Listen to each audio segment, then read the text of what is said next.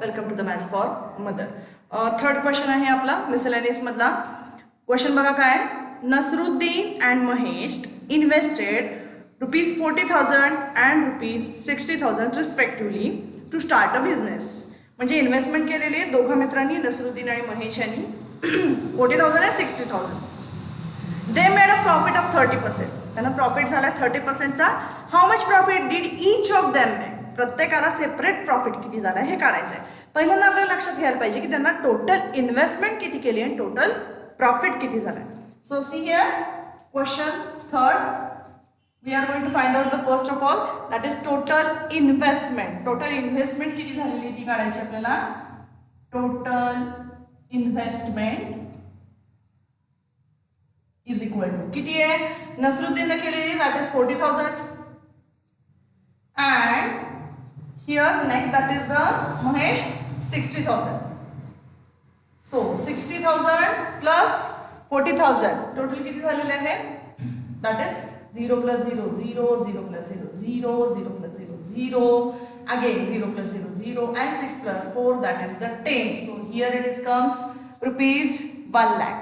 आता इन्व्हेस्टमेंट झाली, प्रॉफिट किती झाला आहे. The profit is of 30%. Total investment वरती झालेला profit. So we have to find out the profit also. So total profit. आता प्रॉफिट करताना आपण रेशोच्या फॉर्म मध्ये काढतोय. आपल्याला प्रॉफिट जो दिलाय तो ऑन 100 दिलेला आहे. म्हणजे if we invested 100 rupees the profit we will get that is the 30%. 100 रुपयाला आपल्याला किती झालेला आहे. 30% प्रॉफिट झाला आहे. सो आपल्याकडे आपण इन्व्हेस्टमेंट किती केली आहे. That is the 1 lakh. आणि मग प्रॉफिट किती झाला. We don't know about it. म्हणून आपण हा रेशो या फॉर्म मध्ये मांडला. Now we are going to calculate it. आता कॅल्क्युलेट करूया. Cross multiplication is there. That is 1 lakh multiply by 30 equals to x multiply by 100 and now this 100 going to be in a denominator. So multiply by 30 divide by 100 which is equal to x. 0 0 will be cancel. इथे राहिलेले किती आहेत. 1 1 2 3 3 0 1000 multiply by 30. 1 multiply by 3 3 आले. How many 0 1 2 3 4 1 2 3 4. So total profit 30,000. आता profit total झालाय. आपल्याला separate काढायचं आहे. नसरुद्दीनचा आणि महेशचा सेपरेट कसं काढणार आहे. तर त्यासाठी आपण एक गोष्ट शिकलेलो आहोत जी आपल्याला आधी झालेली आहे. सी हियर कोणता आहे की जेवढं इन्व्हेस्टमेंटचं रेशो आहे. Investment ratio is equal to profit ratio. So first of all we have to find out the ratio of the investment.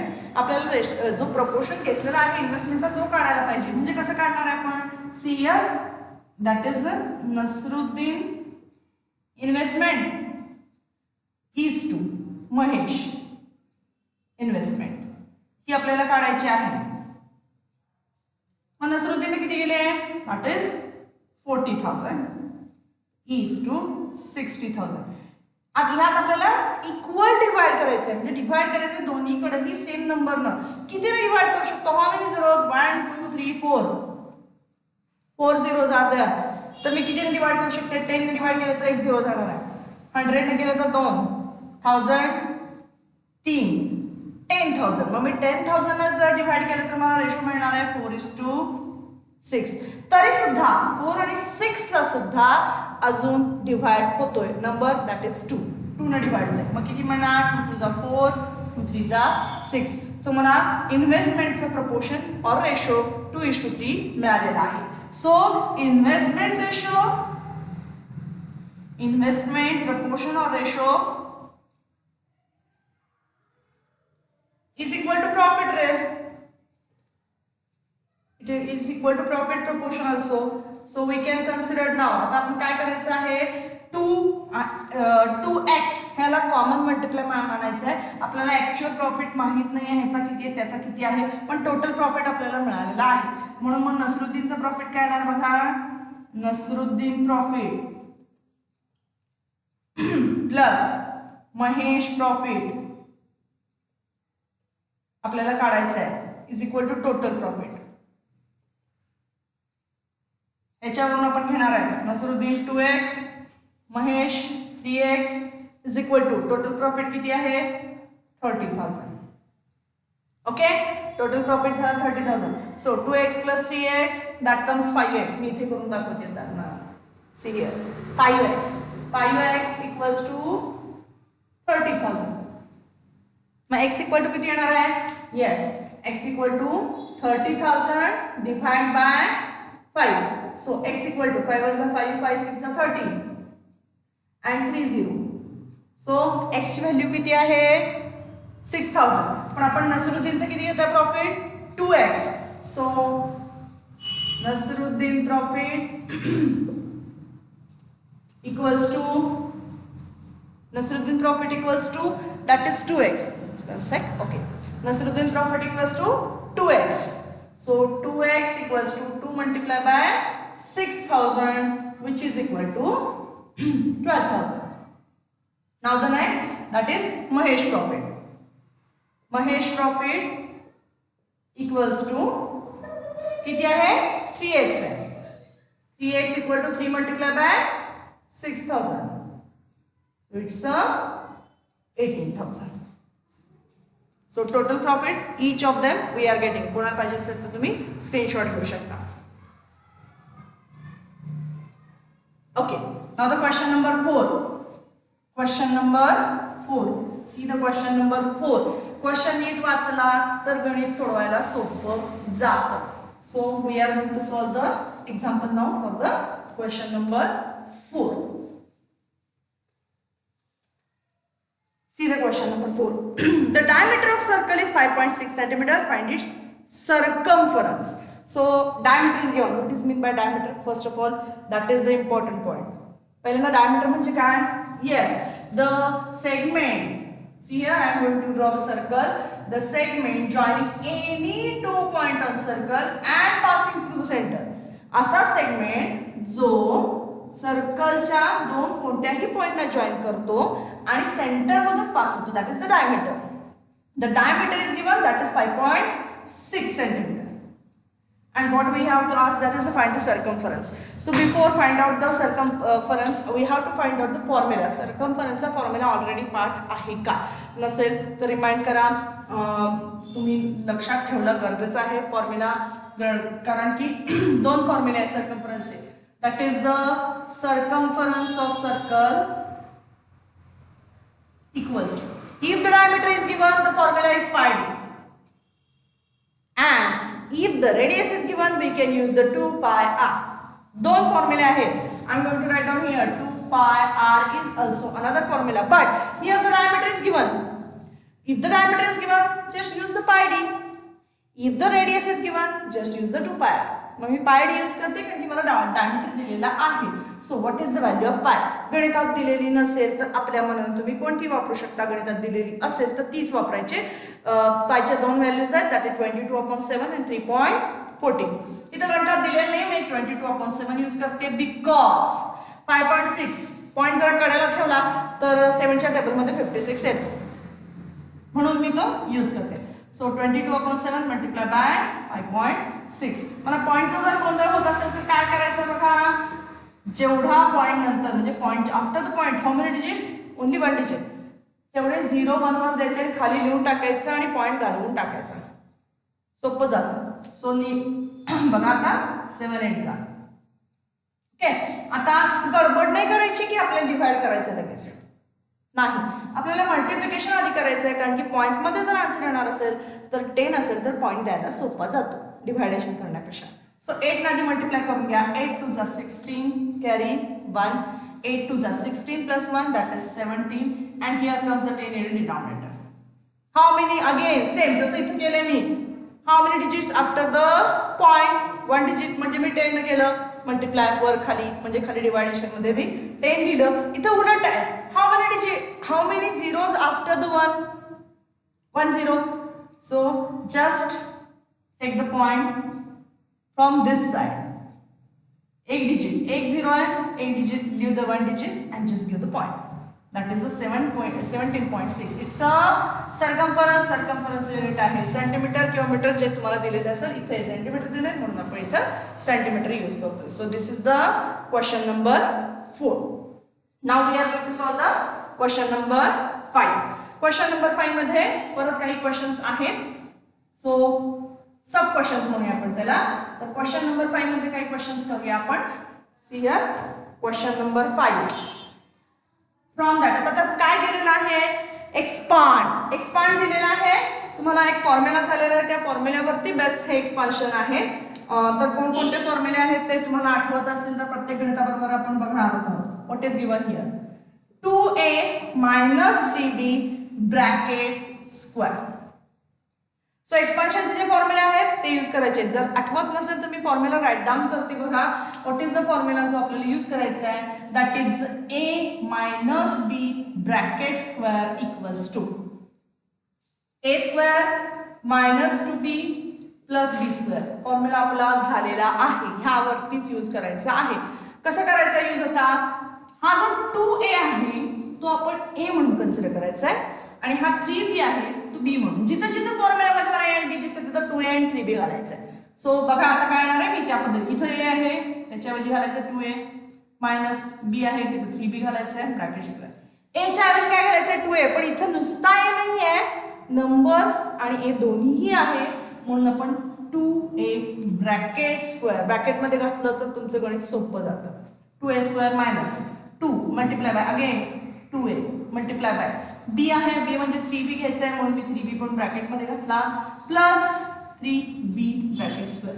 इथे काही मुलं गोंधळतात, 2 चा स्क्वेअर करायचा का, हो करायचा आहे, पण a चा स्क्वेअर करू शकतो का आपण, तो नंबर नाहीये म्हणून a च्या डोक्यावरती 2 लिहायचाच आहे. म्हणजे 2 चा स्क्वेअर आला 4, a चा स्क्वेअर आला a स्क्वेअर. आता इथे नंबरचं मल्टिप्लिकेशन आधी करून घ्यायचं. Before that consider the sign, चिन्ह कन्सिडर करायचं आहे. इथे निगेटिव्ह साइन आहे, बाकी सगळीकडे प्लस साइन आहे, मग काही प्रश्न नाही आहे. निगेटिव्हनं कोणत्याही प्लसला मल्टिप्लाय केलं, डिफरंट साइन प्रॉडक्ट निगेटिव्ह म्हणून आन्सर निगेटिव्ह दिलं. 2 मल्टिप्लाय बाय 2 4, 4 मल्टिप्लाय बाय 3 12 आणि a आणि b चं मल्टिप्लिकेशन होत नाही, नुसतं a b लिहिणार आहे आपण. प्लस 3 चा स्क्वेअर 9 ॲज इट इज आणि b चा स्क्वेअर करायचा त्याच्याबरोबर b square. So here we are using this formula. हा आपण एक्सपान्शन फॉर्म्युला यूज केला. नाउ द सेकंड वन, त्यातलं second one what is given, see here 10 plus y bracket square. आता plus आहे मध्ये साइन, ब्रॅकेट स्क्वेअरच आहे. हाच असाच फॉर्म्युला आहे फक्त प्लस साइन मुळे थोडासा वेगळा. That is a plus b bracket square equals to a square plus 2b plus b square. मग काय येणार आहे बघा, परत हा जो 10 आहे त्याला आपण a मानणार आहे आणि y जो आहे त्याला b मानणार आहे. सो काय येणार 10 plus y bracket square equals to जिथं जिथं a आहे तिथं 10 घालायचं आहे, 10 स्क्वेअर प्लस 2 मल्टिप्लाय बाय 10. आता इथं मी ब्रॅकेट घातलं नाही, रिझन बिहाइंड दिस इथं 2 आणि व्हेरिएबल आणि कोएफिशियंट दोन्ही होते, इथं एकटाच आहे म्हणून मी घातलेलं नाही. Multiply by y plus y square. What is the 10 square, that is 100 plus 2 multiply bye 10 20y plus y square. काही जणांचं परत कन्फ्युजन, ह्या 100 आणि 20 ऍडिशन करायचं का, अजिबात नाही. These are not like terms. Like terms म्हणजे काय, तर त्यांच्याकडे काय पाहिजे, जर इथं 100 आहे तर त्याच्याबरोबर y आहे का, नाही आहे, याच्याबरोबर y आहे आणि ह्यामध्ये y स्क्वेअर आहे तर नुसताच y आहे, त्यामुळे हे लाईक टर्म्स नाहीत. लाईक टर्म्स कधी असतात, ज्यावेळेला त्यांचे व्हेरिएबल आणि व्हेरिएबलचे इंडायसेस म्हणजे डोक्यावर असलेला नंबर. For example y square plus y square add होईल कारण की व्हेरिएबल सेम आहेत, अल्फाबेट सेम आहेत आणि स्क्वेअर डोक्यावर असलेला नंबर सुद्धा सेम आहे, तरच त्यांची ऍडिशन सबट्रॅक्शन काय जे असेल ते होते. इथं y नाहीच आहे, इथं आहे पण त्याच्या डोक्यावर 1 आहे, इथं y स्क्वेअर आहे ह्याच्या डोक्यावर नंबर वेगळा आहे म्हणून ह्यांची पण ऍडिशन होत नाही. So here we complete the second one also. Now we are going to solve the third and fourth.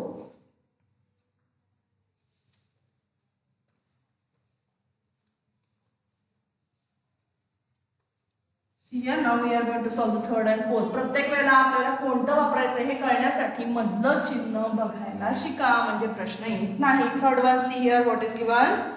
Third one p/3 plus q/4 bracket square. p/3 plus q/4 bracket square. आता परत मगासारखंच आहे, a plus b bracket square. So तेच use करणार आहे आपण. See here A plus B bracket square equals to A square plus 2ab plus B square. A square plus 2ab plus B square. A म्हणजे हा पूर्ण fraction आहे, बी म्हणजे इकडचा फ्रॅक्शन आहे.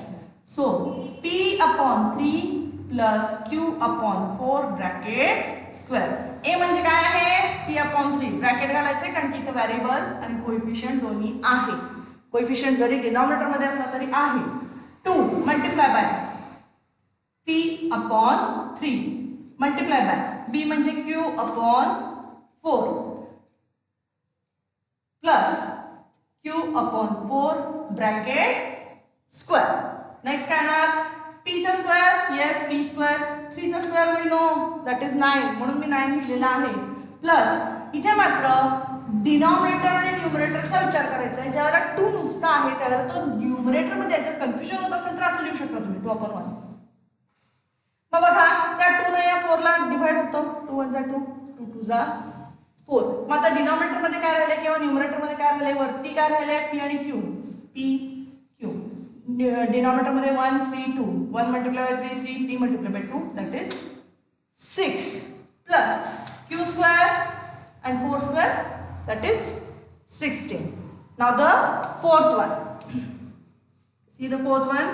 Fourth one is given y minus 3 upon y bracket square. बऱ्याच जणांना परत कन्फ्युजन होतं की इथे y च्या खाली काही नाहीये, अवघड काही नाहीये. फॉर्म्युला आधी लिहून घ्या. फॉर्म्युला आहे a minus b bracket square a square minus 2ab plus b square.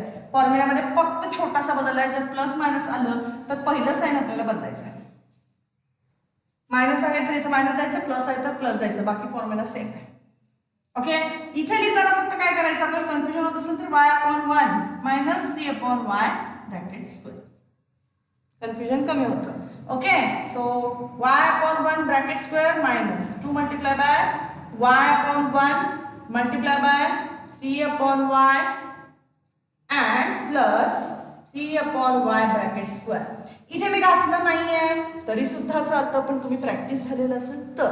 Okay, now y square 1 square 1 minus इथे कुठेही भाग जात नाहीये. सो हे 2 जे आहे मगाशी सांगितल्याप्रमाणे तुम्ही 2 upon 1 लिहिलं तरी चालतं. म्हणजे 2 multiply bye y multiply by 3. पहिल्यांदा कोएफिशियंट म्हणजे नंबरचं multiplication 2 multiply bye 3 that is 6. y as it is नाही, y न्यूमरेटर मध्ये आणि डिनॉमिनेटर मध्ये दोन्हीकडे म्हणजे तो कॅन्सल होतोय. आणि मग इथे खाली काय राहिले 1 मल्टिप्लाय बाय 1 and plus 3 चा square 9 and y square. Okay, so here we complete this also. In this video we are just completed up to the question 5. In next video we are going to complete the further examples. Next video मध्ये आपण पुढचे examples बघूया. हा video आवडला असेल तर like करा, share करा and subscribe.